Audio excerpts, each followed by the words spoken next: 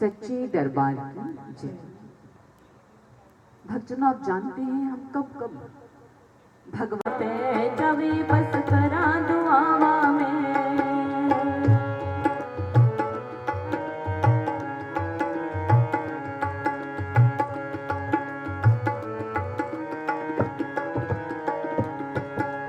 आम रहाया खास आए कदे न चावा में फुल मेहनत दा पे जवे बस करा दुआवा में बस ये न बख्श दे तू, बस ये न बख्श दे तू हुनर दातिया, शुक्र दातिया तेरा, शुक्र दातिया, शुक्र दातिया तेरा, शुक्र दातिया।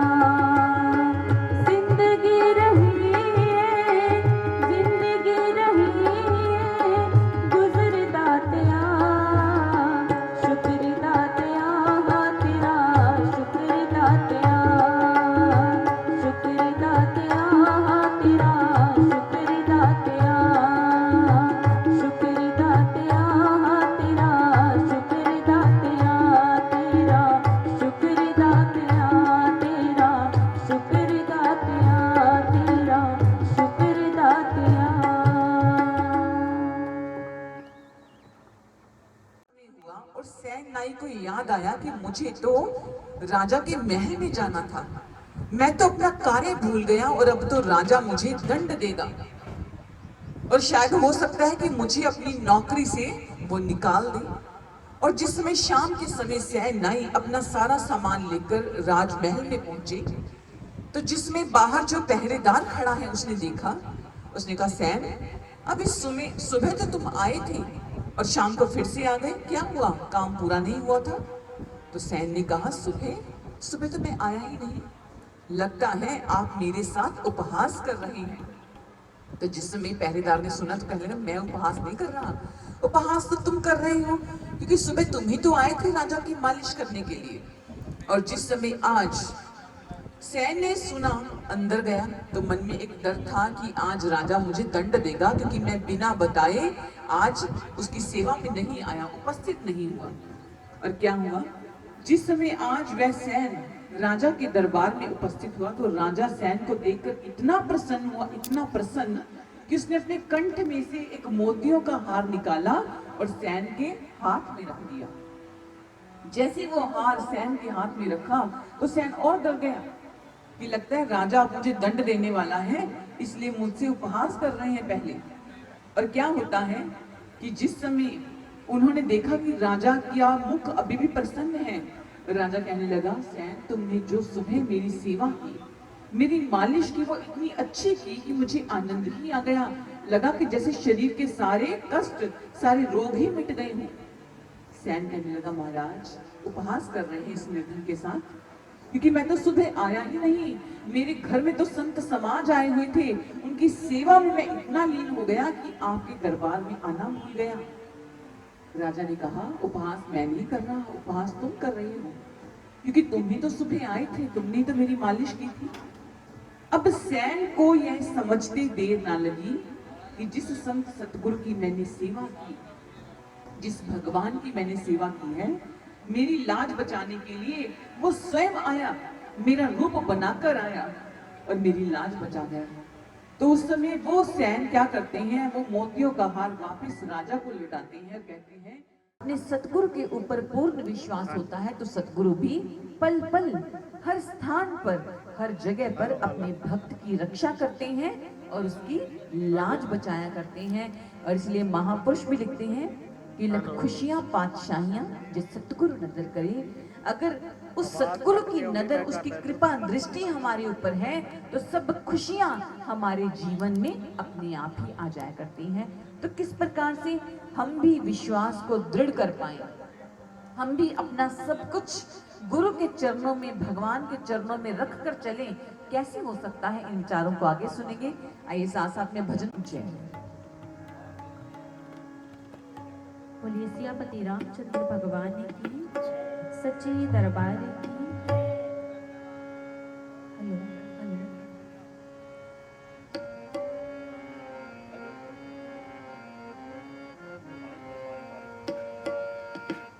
बंजारा बंजारा गाए राम धुन बंजारा बंजारा बंजारा गाए राम धुन बंजारा बंजारा बंजारा गाए राम धुन बंजारा बंजारा बंजारा गाए राम धुन बंजारा कोई किसी का नहीं यहाँ पर कोई किसी का नहीं यहाँ पर मतलब का है जग सारा बंजारा बंजारा गाए राम धुन बंजारा बंजारा बंजारा गाए राम धुन बंजारा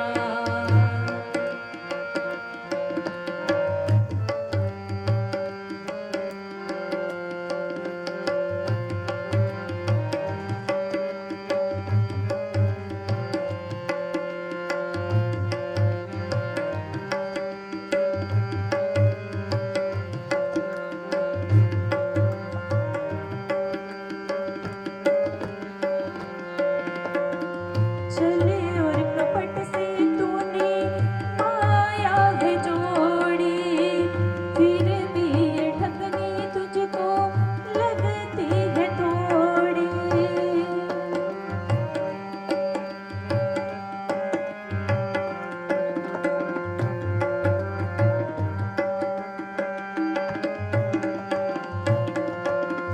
चले और कपट से तूने पाया है जोड़ी फिर भी ये ठगनी तुझको लगती है थोड़ी राम नाम को भूल गया तू राम नाम को भूल गया तू फिरता है मारा मारा बंजारा बंजारा गाए राम धुन बंजारा बंजारा बंजारा गाए राम धुन बंजारा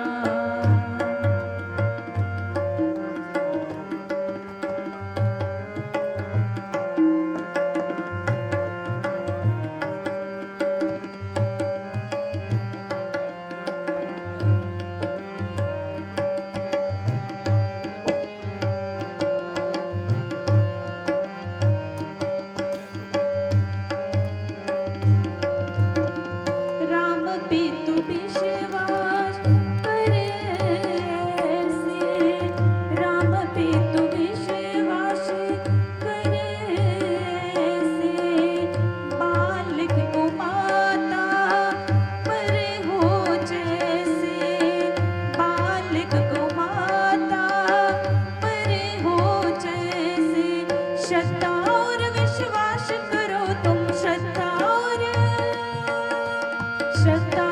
विश्वास करो तुम राम बने पालनहारे बंजारा बंजारा गाए राम धुन बंजारा बंजारा बंजारा गाए राम धुन बंजारा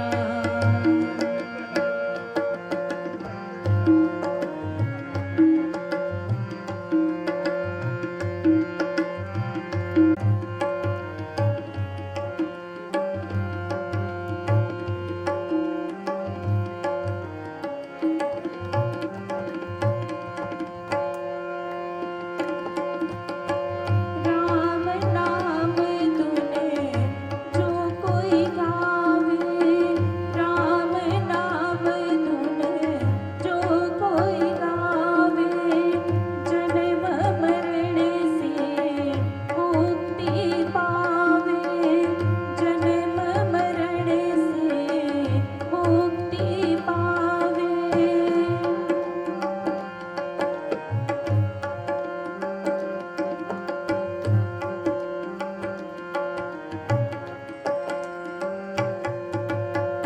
राम नाम धुने जो कोई गावे जन्म मरण से मुक्ति पावे अर्पण कर प्रभु के चरणों में अर्पण कर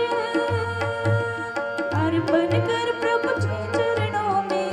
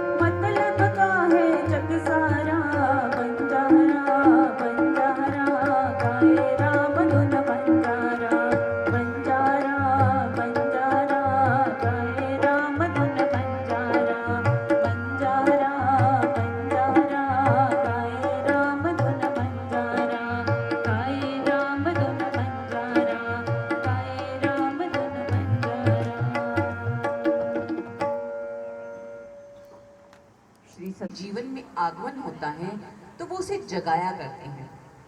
कैसे जगाते हैं कि अगर इस संसार में तेरा कोई है तो वो केवल ईश्वर का नाम है।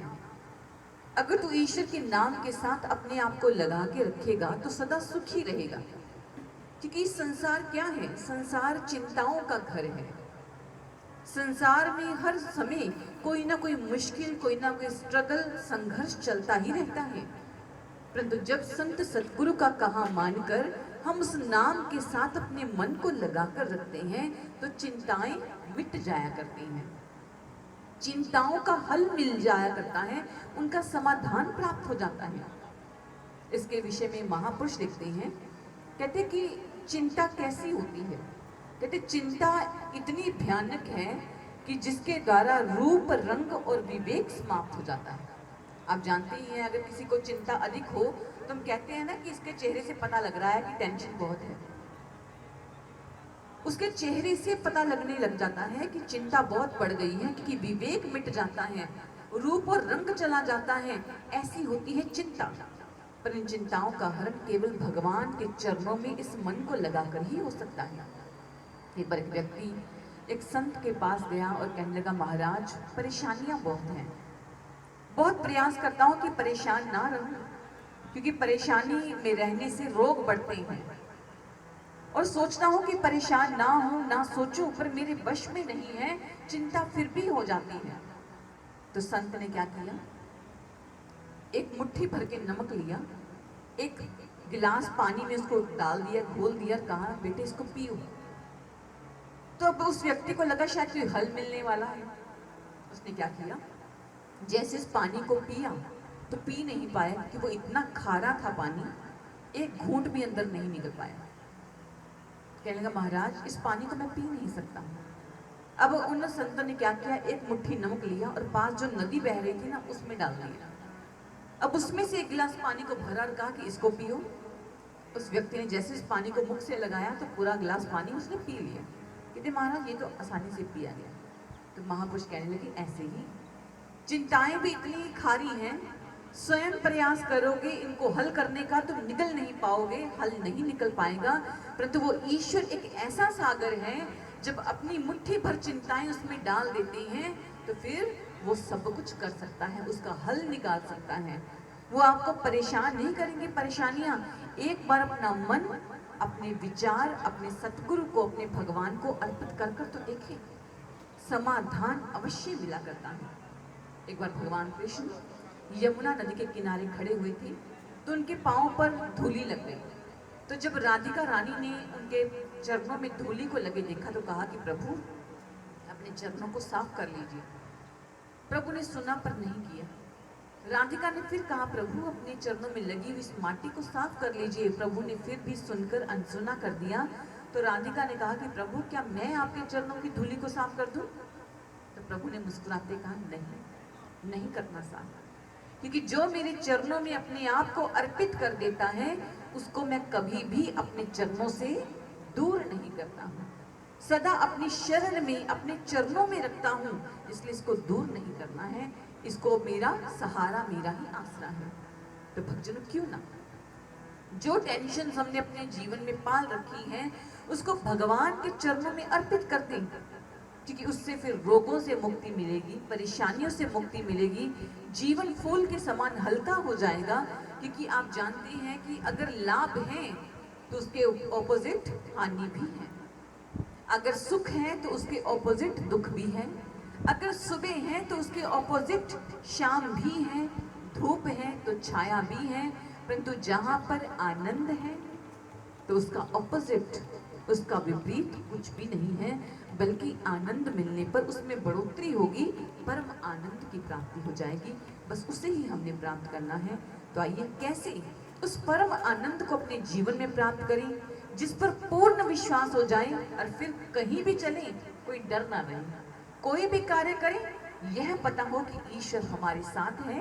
तो डरने की क्या बात है, डरने की क्या बात है, क्योंकि उसने हमारा हाथ पकड़ा हुआ है।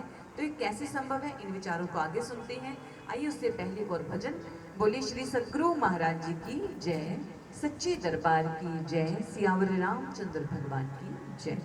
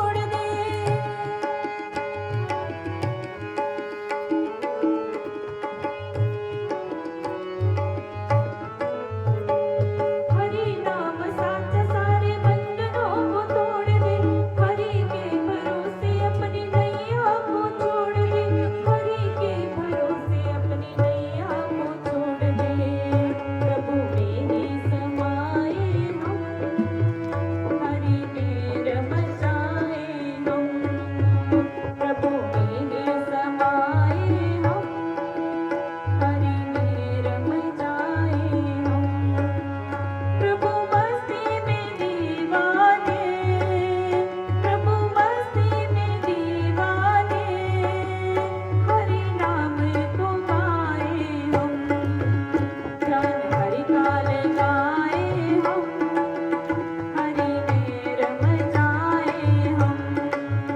ज्ञान हरि काल गाए हम, हरि में रम जाए हम।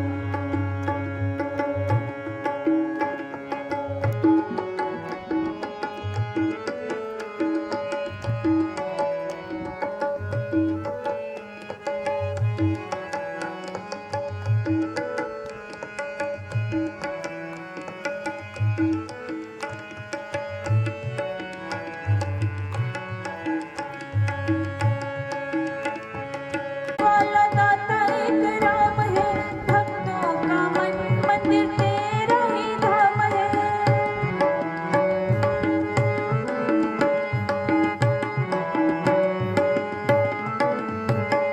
सारी खुशियाँ देने वाला दाता एक राम है, भक्तों का मन मंदिर तेरा ही धाम है।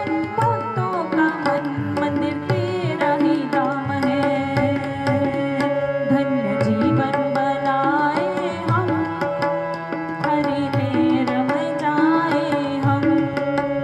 धन्य जीवन बनाए हम, हरि में रम जाए हम। प्रभु मस्ती में दीवाने, प्रभु मस्ती में दीवाने, हरि नाम को गाए हम। ध्यान हरि काल गाए हम, हरि में रम जाए हम। ध्यान हरि काल गाए हम, हरि में रम जाए हम। हरि में रम जाए हम। हरे कृष्ण कृष्ण कृष्ण हरे हरे, हरे राम राम राम हरे हरे। हरे कृष्ण कृष्ण कृष्ण हरे हरे, हरे राम राम राम हरे हरे। हरे कृष्ण कृष्ण कृष्ण हरे हरे, हरे राम राम राम हरे हरे। हरे कृष्ण कृष्ण कृष्ण हरे हरे, हरे राम राम राम हरे हरे। राम राम हरे हरे, राम राम हरे हरे। और कुछ अच्छा तभी कर सकते हैं जब विचार अच्छे हुआ करते हैं। एक विचार ही है जो हमारे मन को सही दिशा दे सकता है, और एक विचार ही है जो हमारे मन को गलत दिशा प्रदान करके हमें कहीं और लेके जा सकता है जहां हमें नहीं। विचारों के द्वारा ही एक नवीन जीवन का निर्माण किया जा सकता है। और इसलिए संत कबीर जी अपनी वाणी में लिखते हैं कि एक से आधी घड़ी आधी से पुन आध, कबीर संगत साध की कोट कटे अपराध। कि अगर एक से भी आधी घड़ी एक शब्द को भी सुनकर अपने जीवन में धारण कर लिया जाए तो कहते करोड़ों ही पाप साफ हो जाया करते हैं। नए पुण्य संस्कारों का जन्म हो जाया करता है अगर ध्यान से इन विचारों को सुन लिया जाए। तुलसीदास जी जिन्होंने श्री रामचरितमानस की रचना की, वह अपनी वाणी में लिखते हैं, मज्जन फल पेख्यो तो तकाला, काक होय पिक बको मराला, सुनी अचरज करे जन कोई, सत्संग महिमा नहीं कोई। कहते कि जो सतगुरु का तीर्थ है, सत्संग रूपी तीर्थ, इसका कैसा फल है?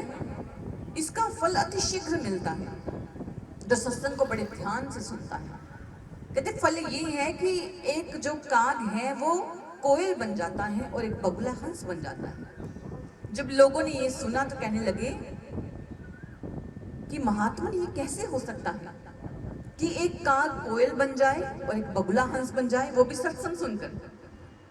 तो कबीर जी और तुलसीदास जी जिन्होंने अपनी अपनी वाणी में सत्संग की महिमा गाई, वो कहते हैं कि हो सकता है कैसे कि एक इंसान जिसकी प्रवृत्ति काग के समान है, काग जिसकी वाणी बड़ी कर्कश होती है, वो सारा दिन कां कां की आवाज निकालता है जिसे सुनना कोई पसंद नहीं करता, ऐसे भी मनुष्य हुआ करते हैं। जब वो बोलते हैं तो इतना कड़वा बोलते हैं, इतना कड़वा कि उसे सुनना कोई पसंद नहीं करता, उसे देखना कोई पसंद नहीं करता। जब ऐसे लोगों को सत्संग मिलता है तो फिर वो काग से कोयल बन जाते हैं, क्योंकि कोयल जब बोलती है तो मीठी वाणी में कूकू की आवाज निकालती है, जिसे सभी पसंद करते हैं। ऐसे ही मनुष्य काग से कोयल बनता है। दूसरा कहा बगुले से हंस बन जाना। बगुला और हंस देखने में दोनों उज्जवल रंग के होते हैं, सफेद रंग के होते हैं, परंतु बगुला जब सरोवर पर बैठता है तो वो मछली के साथ छल करता है, आंखें बंद करके बैठता है, और जब मछली निकट आती है तो उसे आंख खोलकर देखता है और फिर निकल जाता है। उसने छल किया। ऐसी ही प्रवृत्ति कुछ मनुष्यों की होती है। वो बाहर से सज्जन दिखते हैं, परंतु मन से क्या होते हैं? मन से छल करना, कपट करना, ये उनकी प्रवृत्ति है। परंतु भक्तजनों, हंस, उसके विषय में आपने किताबों में पढ़ा होगा, सुना भी होगा कि वो केवल मोती ग्रहण करता है। एक बर्तन में दूध और पानी को मिक्स कर दें तो केवल दूध रूपी सार को ग्रहण करेगा, वो सार को लेता है। ऐसे ही जब जिंदगी में संत सतगुरु का आगमन होता है तो जो लोग बगुले के समान हैं वो हंस बन जाया करते हैं। उनके जीवन में महान परिवर्तन आया करता है भक्तजनों। इसलिए सत्संग की महिमा है। और इसी विषय में लिखा गया, बिन सत्संग विवेक न हुई, कि बिना सत्संग के, बिना संत के जीवन में कभी भी विवेक की प्राप्ति नहीं हुआ करती है। इसलिए क्यों ना सत्संग में आकर इन विचारों को सुनकर हम सत्य के मार्ग पर आगे बढ़ें, अपने जीवन को महान बनाएं। आपने 3 शब्द सुने होंगे, सत्यम, शिवम, सुंदर। ये शब्द सत्यम, इसका अर्थ होता है सत्य, जो है ईश्वर। कहते जब ईश्वर, वो सत्य हमारी जिंदगी में आ गया तो फिर शिवम, शिवम का अर्थ होता है मंगलकारी, कल्याणकारी। फिर जिंदगी कल्याणकारी बन जाया करती है, शुभ बन जाती है। और फिर उसके बाद सुंदरम, मन सुंदर बन जाया करता है, विचार सुंदर बन जाया करते हैं। परंतु पहला चरण सत्यम, सत्य का जीवन में आना अति आवश्यक है। उसके बाद ही जिंदगी को कल्याणकारी और मन के विचारों को सुंदर बनाया जा सकता है। एक बार एक संत थे जिनका नाम था सुकरात। जब वो सफर करता आ रहा है तो आगे जंगल है और अंधेरा बढ़ चुका है।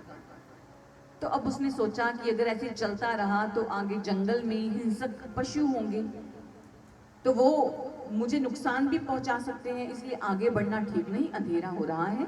सामने कुटिया है किसी संत की, तो उसने द्वार खटखटाया, और जब द्वार खटखटाया और उस संत ने द्वार को खोला तो अब उस यात्री ने कहा, महाराज मैं बड़ी दूर से आया हूं और बड़ी दूर जाना है, रास्ते में घना जंगल है और भय है कि कहीं कोई हिंसक पशु प्रहार ना कर दे, मुझे चोट ना पहुंचा दे, इसलिए आप कृपा कीजिए, मुझे रात्रि विश्राम के लिए अपनी इस कुटिया में थोड़ा स्थान दे दीजिए।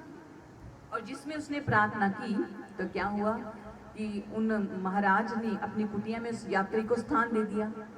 अब जैसे ही यात्री वहां पर थोड़ा आराम करता है तो उसने क्या देखा कि सुकरात जो है वो बारंबार आईना देखते हैं, शीशा देखते हैं, और जिसमें ऐसा करते हुए उस मुसाफिर ने बार बार देखा। तो जब सुबह जाने लगा तो कहने लगा, महाराज आपसे कुछ कहना है, क्या आप गुस्सा तो नहीं करेंगे, नाराज तो नहीं होंगे? तो सुकरात ने कहा, नहीं नहीं, पूछो क्या पूछना है।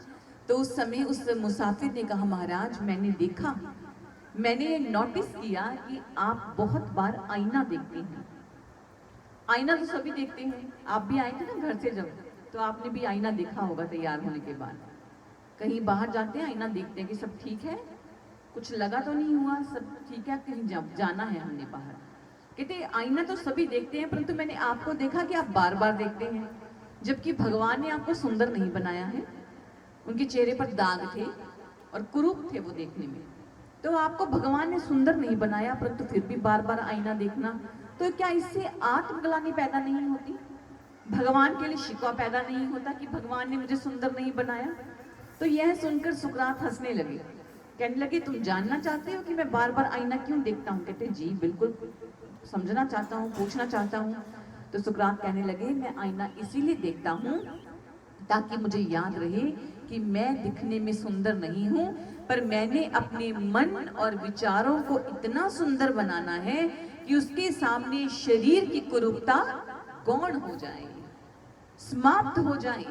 आज सारी दुनिया बाहर से सुंदर बनने के लिए दौड़ रही है, मैं चाहता हूं मेरे मन और मेरा विचार इतना सुंदर हो जाए कि सुंदर समाज का निर्माण कर दे।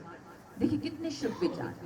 ये शुभ विचार सुकरात जी के मन में कब आए थे? जब सत्यम सच जीवन में आया था, शिवम जब स्वयं की जिंदगी कल्याणकारी बनी थी, फिर जाकर सुंदरम मन और विचार सुंदर बन गए थे। तो भक्तजनों, यह है जब जिंदगी में ईश्वर आता है तो एक दिशा मिलती है जीवन को। आज क्या है जीवन? सुबह उठ गए, सुबह उठे सबसे पहले नाश्ते की चिंता, अच्छा जी नाश्ता हो गया, फिर घर की साफ सफाई की चिंता, भाइयों को अपने बिजनेस की चिंता, फिर उसके बाद बच्चों की चिंता, उनके स्कूल की चिंता, सारे काम धंधों की चिंता, फिर दोपहर को भोजन, फिर उसके बाद फिर काम, रात्रि को फिर भोजन, फिर काम, फिर सो गए, फिर सुबह से फिर वही दिनचर्या। क्या ऐसे ही चक्की में हम घूम नहीं रहे हैं? क्या जिंदगी मात्र इतनी ही है कि इसके इर्द गिर्द घूमना?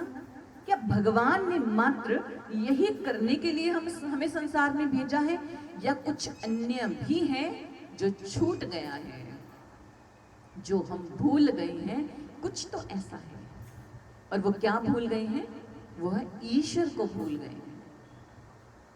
सब कुछ याद रह गया, क्योंकि पता है समय पे नाश्ता नहीं बनेगा तो क्या होगा? कलेश होगा। बच्चों को नहीं देखेंगे तो क्या होगा? पता है स्कूल टाइम से नहीं जाएंगे। अर्थात इन चीजों की चिंता है। ये हम विवेक जागा कि नहीं जागा? तो आज टीचर ने भी उल्टा ही प्रश्न किया, कहते बताओ बच्चों ईश्वर कहाँ नहीं है? बच्चे उलझ गए, क्योंकि टीचर रोज पढ़ाते हैं कि ईश्वर हर जगह पे है, पर आज उल्टा प्रश्न कर दिया कि ईश्वर कहाँ नहीं है। बच्चों को समझ नहीं आया, पर एक बच्चे को समझ आ गया, उसने हाथ ऊपर कर लिया, कहते सर मैं बताऊं ईश्वर कहाँ नहीं है? कहते बताओ कहाँ नहीं है। टीचर को गुस्सा आ गया कि रोज तो पढ़ाता हूँ हर जगह पे है, और अगर उल्टा प्रश्न मैंने कर दिया तो बोलता है मुझे पता है कि ईश्वर कहाँ नहीं है। क्या आप में से किसी को पता है ईश्वर कहाँ नहीं है? शायद हम भी भूले हुए हैं, पर उस बच्चे को याद आ गया। कहते मास्टर जी ईश्वर हर जगह पे है, परंतु आज इंसान की याद में नहीं है। इंसान भूल गया है, उसकी याद में से ईश्वर निकल गया है, उसे सब कुछ याद है, भगवान भूल चुके हैं।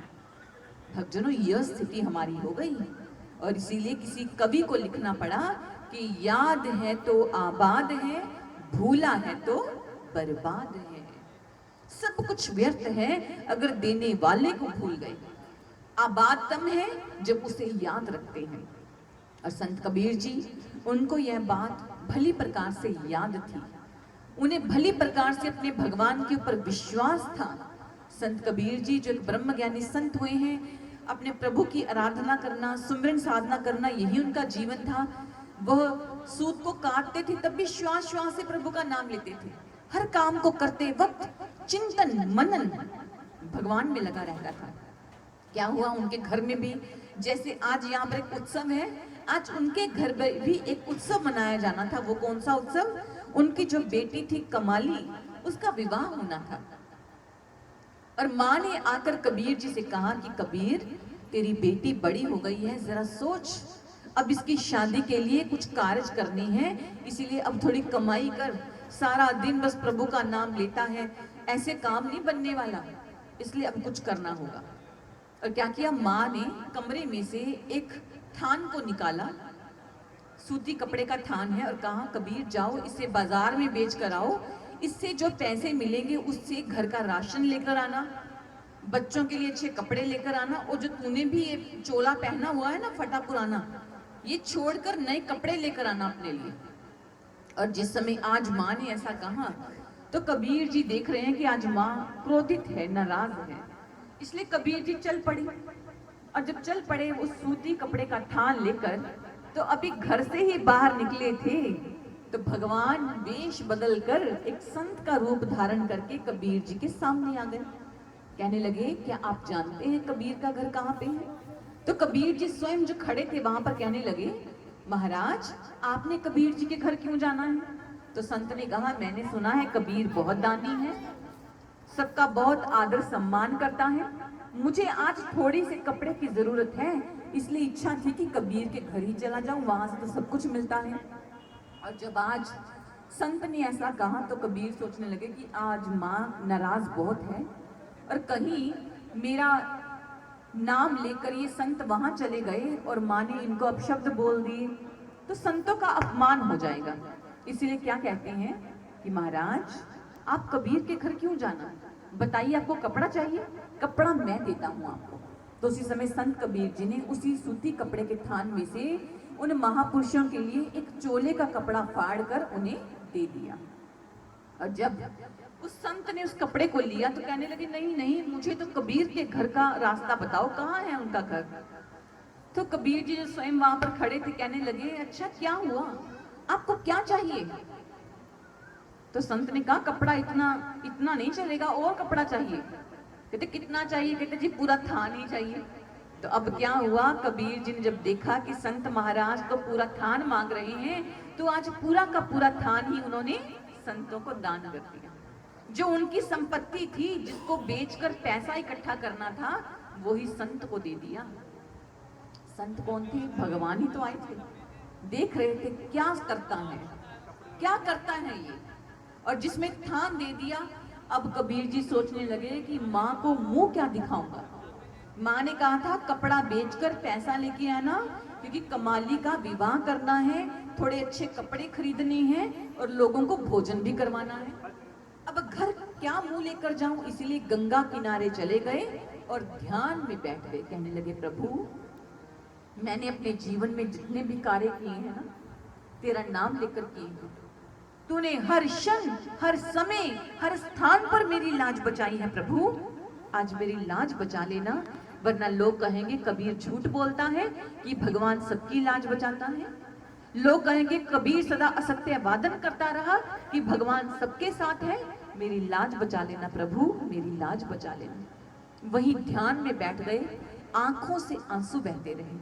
और इधर समय बीत रहा है, शाम का समय हुआ तो कबीर जी का रूप बनाकर कोई आज बैलगाड़ी पर बहुत सारा सामान, जिसमें राशन है, भंडारे का राशन, कपड़े हैं, और स्वयं जो कबीर जी का रूप बनाकर आया है उसने भी बड़े सुंदर मलमली वस्त्र पहने हुए हैं। पूरे मखमली वस्त्र पहनकर वो पहुंचे और आवाज लगाने लगे, माँ जरा घर से बाहर आकर तो देख, देख मैं क्या क्या लेकर आया हूँ, तूने जो जो कहा था वो सब कुछ मैं लेकर आया हूँ। और जब माँ को आवाज लगाई, माँ घर से बाहर आई तो क्या देखा, कबीर जी एक बैलगाड़ी को लेकर आए हैं जिस पर बहुत सा सामान रखा हुआ है, और स्वयं कबीर जी ने भी मखमली वस्त्र, सुंदर वस्त्र पहने हुए हैं। माँ ने कहा, पुत्र तू कहाँ से आया है, अरे इतना सामान किसका है। तो कबीर कहने लगे, माँ ये सामान हमारा है, तूने कहा था ना सामान लेकर आना, तो वही लेकर आया। के थान को दान कर दिया, भगवान को अर्पित कर दिया, जो उनकी इकलौती संपत्ति थी। तो भगवान जो कबीर रूप में आए कहने लगे, उसके बदले ये सब कुछ ले आया। माँ को समझ नहीं आया, माँ कहती मुझे विश्वास नहीं, मुझे लगता है तो किसी से कर्जा लेकर आया है। कबीर कहते, माँ सामान देखो, तुम कौन से विचारों में पड़ी हो, ये कमाली के लिए वस्त्र हैं, ये जो भी लोग बारात आएगी उनके भंडारे के लिए भोजन का सामान है, सब देखो।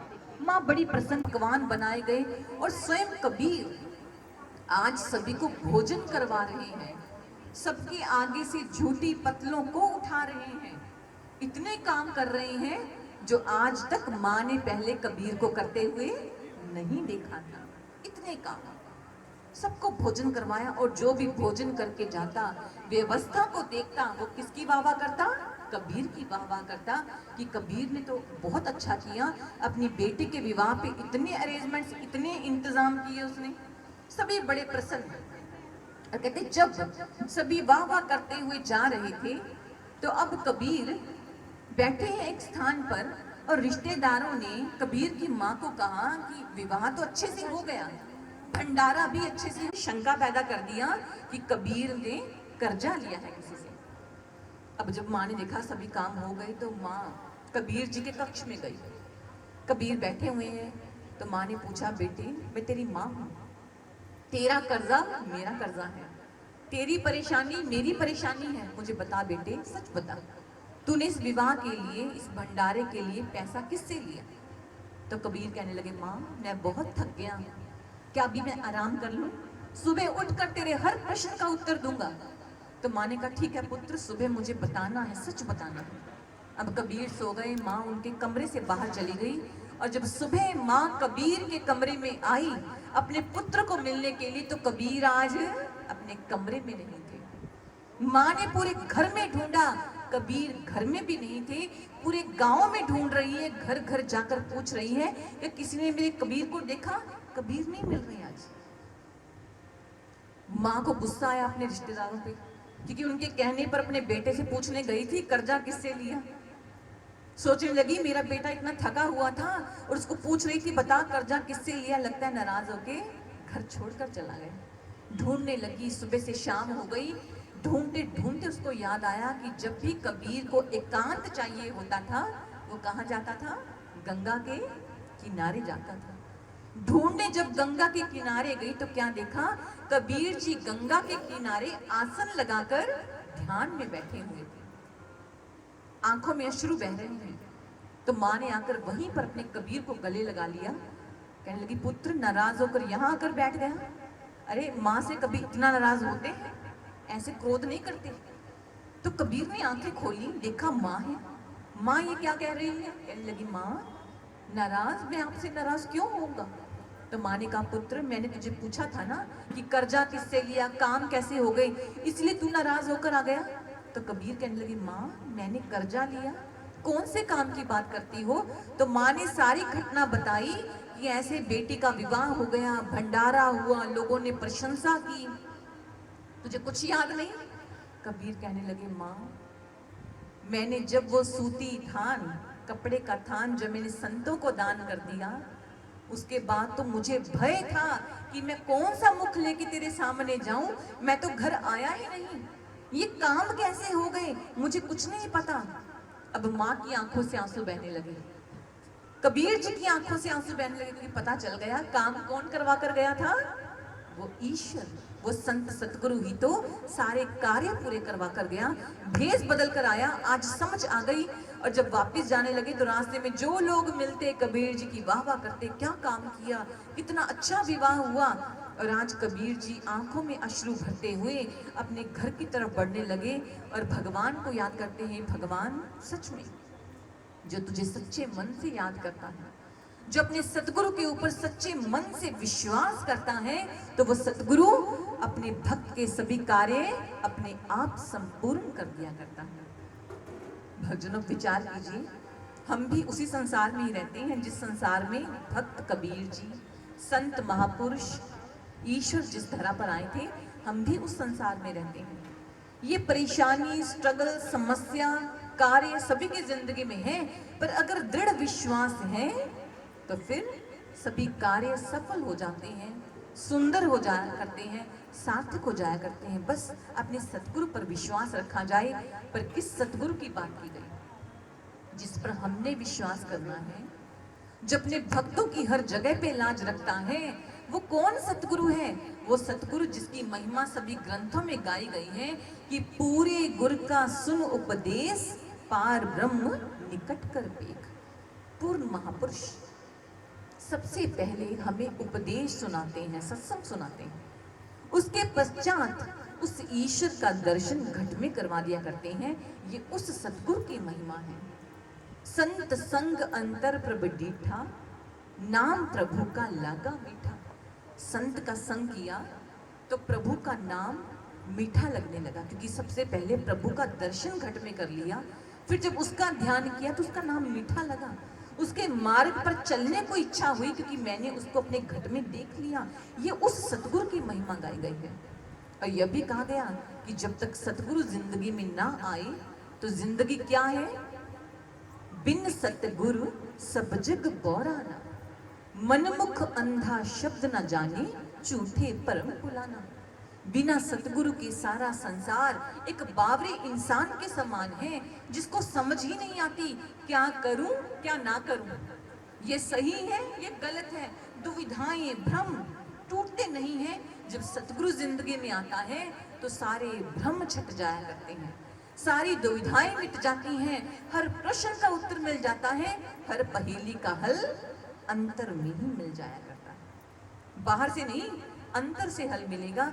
ये ऐसे सतगुरु की महिमा गाई गई। परंतु भक्तजनों, आज कुछ लोग कहते हैं जी सतगुरु की शरण में जाने की क्या जरूरत है। ठीक है, गुरु होना चाहिए, क्योंकि गुरु के बिना गति नहीं। गुरु होना चाहिए, गुरु ही तो भव से पार करवाता है। पर फिर भी गुरु की शरण में क्यों जाएं? हम तो भगवान को मानते हैं, भगवान की पूजा आराधना करते हैं। तो इस संदर्भ में एक घटना आती है संत नामदेव जी के जीवन की। संत नामदेव जी का नाम आपने सुना होगा। संत नामदेव जी जिस समय बालक थे तो प्रतिदिन मंदिर जाया करते थे, और एक दिन माँ ने कहा कि जाओ आज प्रभु को भोग लगा के आना। जब भोग लगाने मंदिर में गए, उस थाल को प्रभु के आगे रखा, तो उस नन्हे से बच्चे को ये लगा कि शायद प्रभु भोग कैसे लगाते हैं, प्रतिमा में से प्रकट होकर खाते हैं। उनके लिए ये भोग लगाना था। हम जैसे करते हैं ना, थाल रखा, 2 मिनट आंखें बंद की और उठ गए, ऐसा नहीं था। उन्हें था प्रभु आते हैं और भोग लगाते हैं। नामदेव जी ने थाल रखा प्रभु के आगे, और जब पुकारा प्रभु नहीं आए, फिर पुकारा प्रभु नहीं आए, 2 घंटे बीत गए प्रभु नहीं आए, और जब दोपहर हो गई तो आज नामदेव ने प्रण लिया प्रभु नहीं आओगे तो यहीं अपने प्राण त्याग दूंगा, आओ भोग लगाओ इसे। और जब उस छोटे से बालक ने ये हट किया तो प्रभु को प्रतिमा में से प्रकट होकर भोग लगाना पड़ा। और जब प्रभु आए भोग लगाया तो अब उस नन्हे से बालक ने अपने भगवान से एक वचन लिया, प्रभु रोज भोग लगाने आऊंगा, आया करोगे ना? तो प्रभु ने आज जब छोटे से बालक के ऐसे भावों को देखा तो इतने प्रसन्न हुए कि वचन दे डाला कि हाँ प्रतिदिन आऊंगा, भोग लगाने आऊंगा, तू लगाया करेगा तो मैं आया करूंगा।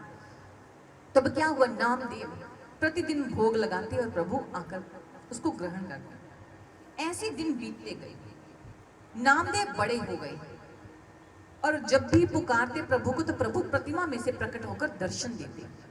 साथ साथ सबसे बड़े मेरे भाई संत ज्ञानेश्वर जी को प्रणाम नहीं किया तो समझ आ गई अहंकार है, अहंकार आ गया है।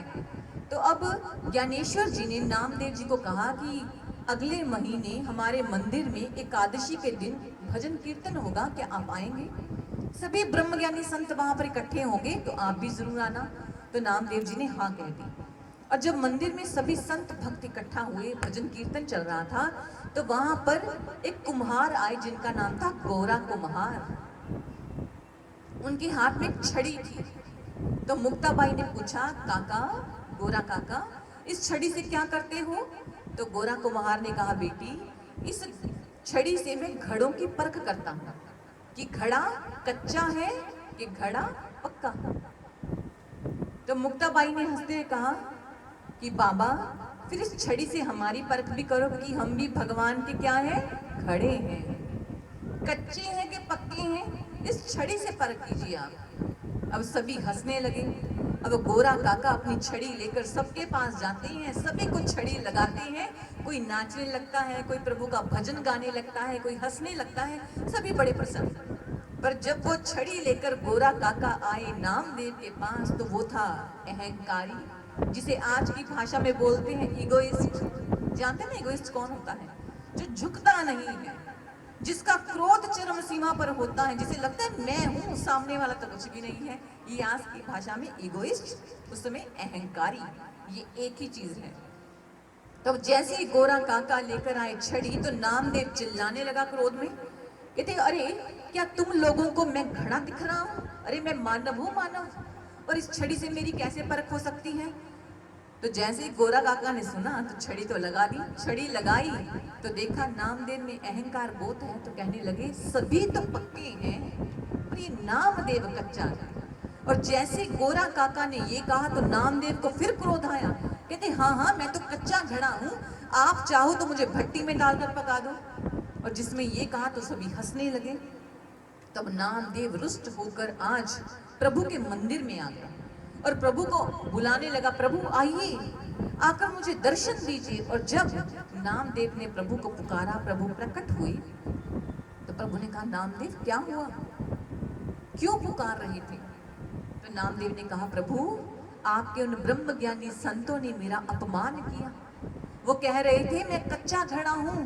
अरे प्रतिदिन आप मुझे दर्शन देते हैं, मैं आपका नाम लेता हूं, कीर्तन करता हूं, क्या मैं कच्चा हूं? तो आज जैसे ही प्रभु ने सुना, कहने लगे, नामदेव वो ब्रह्म ज्ञानी संत जिन्होंने ब्रह्म ज्ञान के द्वारा मुझे घट में देखा है, वो सच ही तो बोल रही थी, तू अभी कच्चा है, तेरी भक्ति अभी पक नहीं पाई है, परिपक्व नहीं हो पाई है। तूने मुझे बाहर से देख लिया, पर ब्रह्म ज्ञान के द्वारा मेरे तत्व का दर्शन घट में नहीं किया अभी तक, इसलिए तेरी भक्ति अभी अधूरी है नामदेव। तो नामदेव ने पूछा, प्रभु फिर भक्ति पूर्ण कैसे होगी? तो तब भगवान ने कहा, तुझे गुरु की शरण में जाना होगा, तुझे पूर्ण सतगुरु की शरण में जाकर ब्रह्म ज्ञान को प्राप्त करना होगा, तब जाकर तेरी ये भक्ति पूर्ण हो पाएगी। और नामदेव को उस समय प्रभु ने नाम बताया कि इस समय विशोभा खेचर जी इस समय के पूर्ण गुरु हैं, जा तू उनकी शरण में जा और ब्रह्म ज्ञान की मांग कर।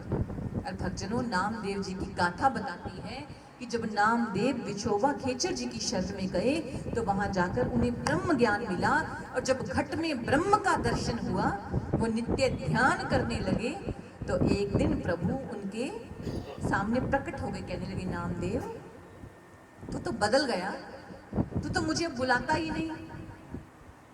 तो नामदेव कहने लगे, प्रभु पुकारा उसे जाता है जो दूर होता है, हमें बुलाया गया क्योंकि हम दूर दूर थे ना अपने घरों में, इसलिए हम आए। तो नामदेव ने कहा, प्रभु पुकारा बुलाया उसे जाता है जो दूर होता है, आप तो हर पल मेरे अंतर में मुझे दर्शन देते हैं, मेरे घट में बैठे हैं और मैंने दर्शन कर लिया है गुरु की कृपा से आपका, अब बुलाने की जरूरत ही नहीं पड़ती, जब देखना हो आंखें बंद करता हूँ तो घट में ही बैठे होते हैं। प्रभु इतना मुस्कुराए, इतना खुश हुए, कहने लगे, नामदेव तू पक्का खड़ा बन गया, तेरी भक्ति पूरी हो गई, तूने जीवन के उद्देश्य को पूर्ण कर लिया नामदेव, तू पक्का घड़ा बन गया। तब वो नामदेव संत नामदेव बन गए। भक्तजनों, ये गाथा उनकी है कि हो सकता है हमारी भक्ति से खुश होकर भगवान सपने में दर्शन दे दे, हमारी भक्ति से खुश होकर वो साक्षात भी दर्शन दे दे, परंतु जब तक गुरु की कृपा से घट में उसके ज्योति रूप का दर्शन नहीं किया, जहां पर हम माथे पर तिलक लगाते हैं, यहाँ बिंदी लगाते हैं, जब तक ये दशम द्वार नहीं खुला, दिव्य दृष्टि जागृत नहीं हुई, तब तक भक्ति पूरी नहीं होगी, तब तक मुक्ति का मार्ग नहीं खुलेगा, क्योंकि गुरु ही इस मुक्ति के मार्ग को खोलकर उस तत्व से जोड़कर हमें मंजिल तक पहुंचाता है, जीवन को पूर्ण कर दिया करता है। इसलिए भक्तजनों, सभी काम कर रहे हैं, तो जो असली काम है ना, ये भी अवश्य करें। अगर ये काम ना किया तो सब कुछ अधूरा रह जाएगा। इसलिए हम अपने जीवन के रहते रहते समय निकालें, पूर्ण गुरु की खोज करें और उनकी शरण में जाकर ब्रह्म ज्ञान की प्राप्ति करें, क्योंकि सभी शास्त्रों में, आर्ष ग्रंथों में एक ही ज्ञान की बात की गई है, वो है ब्रह्म ज्ञान, आत्मज्ञान। और भी बात की गई है हमारी भाषा में, चमत्कार। हम कहते हैं ज्ञान ध्यान छोड़िए जी, हमें दीजिए कोई चमत्कार, हमें दीजिए कोई तंत्र मंत्र। ये भक्ति करना हमारे वश की बात नहीं, हमें तो कुछ चुटकी बजाओ, नौकरी लग जाए बच्चे की, ऐसा ही चाहिए। कोई धागा ताबीज मिले, बेटा बाहर चला जाए फॉरेन में, कोई चुटकी बजाएं, सारे काम हो जाएं। ये बैठकर ध्यान करना, प्रभु का नाम लेना हमारे वश की बात नहीं। आज इंसान ये चाहता है, और आपको लिखकर एक चीज दे सकते हैं, जहां चमत्कार है वहां पे धोखा है। जहां तंत्र मंत्र चमत्कार चुटकी बजा के काम करने की बात की गई ना, आज नहीं तो कल वो धोखा सामने आएगा और हम कहेंगे हम लुट गए। तो कैसे लुट गए? स्वयं को ही लुटवाया है, हमने स्वयं को ही पेश किया, क्योंकि शास्त्र ग्रंथों में लिखा गया कि पूर्ण गुरु की पहचान तंत्र मंत्र चमत्कार धागा ताबीज नहीं होती, पूर्ण गुरु की पहचान उसका ज्ञान हुआ करती है, ज्ञान, ब्रह्म ज्ञान। जब पूर्ण गुरु हमें सत्संग सुनाएंगे तो उसके बाद ब्रह्म ज्ञान की दीक्षा देकर ईश्वर का दर्शन घट में करवाएंगे, फिर चमत्कार करना नहीं पड़ेगा, जिंदगी चमत्कार बन जाएगी। जब आप ध्यान साधना करेंगे ना ईश्वर दर्शन करने के पश्चात, जीवन में परिवर्तन आएगा। लोग कहेंगे कैसे बदल गए, कैसे बदल गई, चमत्कार कैसे हो गया, आपने चमत्कार दिखाया नहीं, जिंदगी चमत्कार बन गई, ये लोग कहेंगे आपसे, आपको दिखाना कुछ नहीं पड़ेगा। ऐसे भक्तजनों जो चमत्कार की बात करते हैं वो धोखा है, वो आज नहीं तो कल सामने आएगा। पर जो ज्ञान है ब्रह्म ज्ञान, उसके द्वारा जिंदगी को चमत्कार स्वयं बनाया जाता है भक्ति ध्यान करके। इसलिए ब्रह्म ज्ञान 4 पदार्थों का ज्ञान है, जिसे 4 फलों का ज्ञान कहा गया, जिसके विषय में लिखा गया कि 4 पदार्थ जेको मांगे 7 जना की सेवा लागे, कि संतों की सेवा करने पर उनकी शरण में 4 पदार्थ मिलते हैं। और ये 4 पदार्थ क्या है कि जब पूर्ण सद्गुरु ज्ञान देते समय मस्तक पर हाथ रखेंगे, ये दशम द्वार दिव्य दृष्टि जागृत होगी, तो सबसे पहले अपने भीतर में ईश्वर के प्रकाश को, उसकी ज्योति को देख लेंगे, जिसके विषय में लिखा गया सहज प्रकाश रूप भगवाना, वो ईश्वर प्रकाश रूप है। जब उसका दर्शन घट में हो जाता है, फिर है ब्रह्मनाद, डिवाइन म्यूजिक। सच्ची दरबार की